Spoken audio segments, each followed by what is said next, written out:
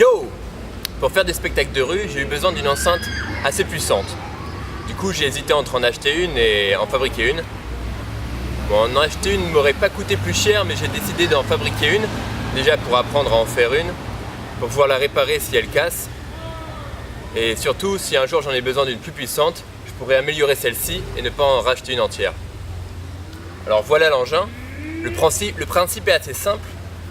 On a ici un amplificateur d'autoradio acheté sur eBay, une batterie lithium pour l'alimenter acheté sur un magasin de modélisme en ligne, un haut-parleur de voiture, bon j'avoue ça je l'ai acheté neuf, et le caisson fait en bois que j'ai trouvé dans la rue. Ah oui bien sûr, une bandoulière en chambre à air pour pouvoir le transporter. On va regarder pas à pas comment on a fait ça. Je commence par découper le bois pour faire la structure. Je vais maintenant poncer les extrémités de chaque bout de bois.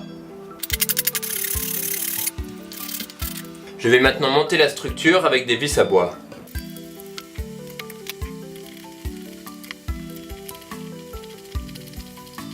Arrivé à ce moment-là, je vais prendre les mesures des dernières arêtes de la structure. Et évidemment les découper.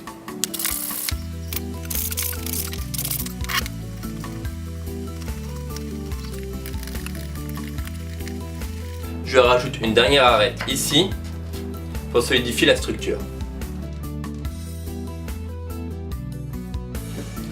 La structure est maintenant terminée et je vais pouvoir ajouter les placots pour faire les surfaces. Je commence évidemment par prendre des mesures.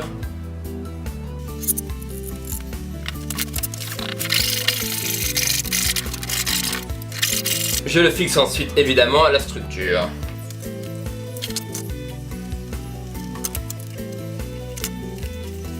Pour ajuster certaines surfaces comme celle-ci, je vais les limer un petit peu pour qu'elles soient au même niveau que le bois.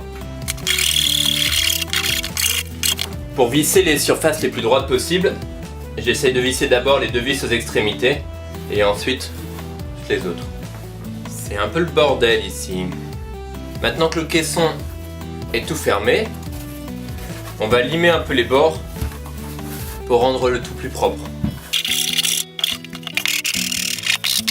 Maintenant que c'est bien lisse et tout propre, on va pouvoir percer le trou pour le haut-parleur. Environ ici. J'ai pas de compas, alors on va faire avec ça. J'ai un haut-parleur de 12 cm de diamètre. Donc on va faire un cercle de 12 cm de diamètre. Comme je n'ai pas non plus d'outils pour faire de ronds dans le bois, je vais utiliser une autre technique. Je vais percer des trous tout autour du rond jusqu'à ce que je puisse retirer le rond de bois, puis limer.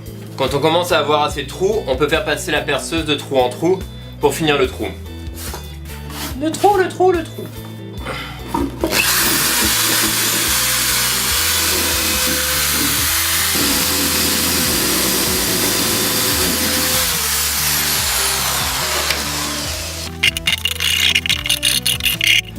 On est d'accord que ça fait pas un trou bien propre, mais quand on met le haut-parleur, ça se voit plus. De la même manière, j'ai fait un trou pour les vents. Les vents, c'est un trou dans le caisson qui va permettre de faire ressortir le son qui résonne à l'intérieur du caisson. Maintenant que la structure, que le caisson en soi est terminée, je vais le peindre avec du lasur pour lui donner une meilleure couleur et pour le protéger. Et je vais faire ça dehors, sinon ça va puer dans ma chambre. C'est parti. Maintenant que la peinture a séché, que le coffret est tout beau, on va pouvoir fixer l'ampli à l'arrière du caisson. Comme ceci. C'est un ampli soit d'une fois 100 watts ou deux fois 60 watts que j'ai récupéré à 10 € sur eBay. C'est un ampli de voiture à la base. On va maintenant placer la batterie ici. C'est une batterie lithium de 8000 mAh, pardon, 12 volts. On va la faire tenir ici. Et pour la faire tenir, j'ai récupéré des pièces de métal dans la rue qui conviennent parfaitement. qu'on va placer comme ça.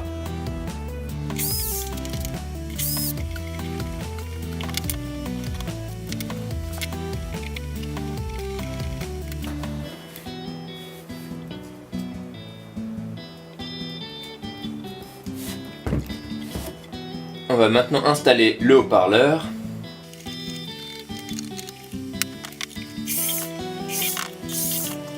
Et je perce le côté du caisson pour pouvoir faire ressortir les câbles du haut-parleur.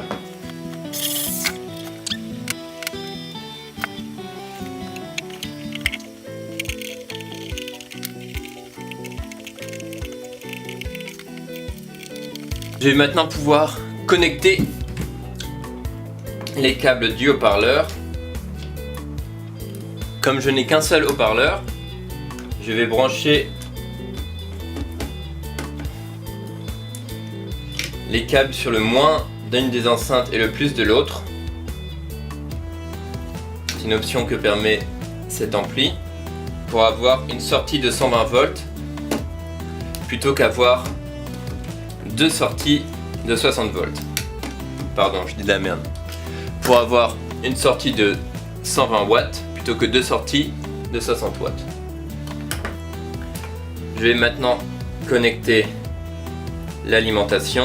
La sortie de ma batterie est comme ça. J'ai donc fabriqué ce raccord qui me permet d'avoir une entrée compatible et deux fils pour le connecter à l'ampli. Je vais ensuite retenir les fils grâce à une autre vis, juste pour éviter qu'ils se déplacent trop. Comme cela. On va maintenant faire un petit test. Pour la démarrer, il suffit de connecter les câbles.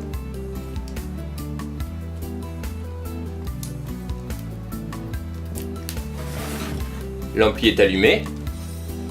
Ensuite, une simple prise RCA.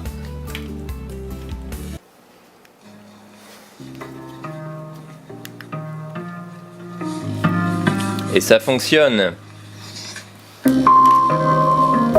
On en est maintenant à la dernière étape. J'aimerais pouvoir la transporter facilement. Du coup, je vais ajouter une chambre à air de vélo en guise de bandoulière. On va retirer le capot du haut.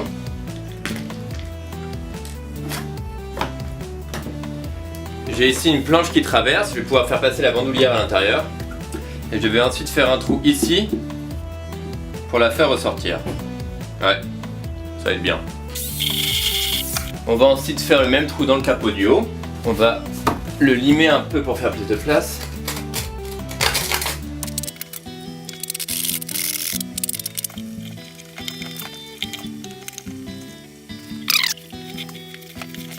Pour la dernière partie de ce tutoriel, on est chez mes parents.